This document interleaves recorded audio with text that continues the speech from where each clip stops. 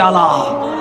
আমরাও বলতে চাই, হ্যাঁ আমাদের মনে বড় জ্বালা, কারণ স্বাধীনতার 51 বছর পর বাংলার জমিনে দেখতে হয় মাদক বন্ধ হয় নাই, ইফটিজিং বন্ধ হয় নাই, সেনা বিচার বন্ধ হয় নাই।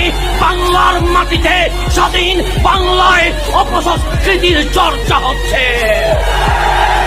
যখন পুলিশ, র্যাব, আর্মি এই মাদক ইফটিজিং বন্ধ করতে পারে নাই, আমরাও বলে দিতে চাই এই র্যাব, এই পুলিশ, এই অস্ত্র, এই জেলখানা, এই রিমান্ড, এই ক্রসফায়ার কখনো মাদক ইফটিজিং বন্ধ করতে পারবে না।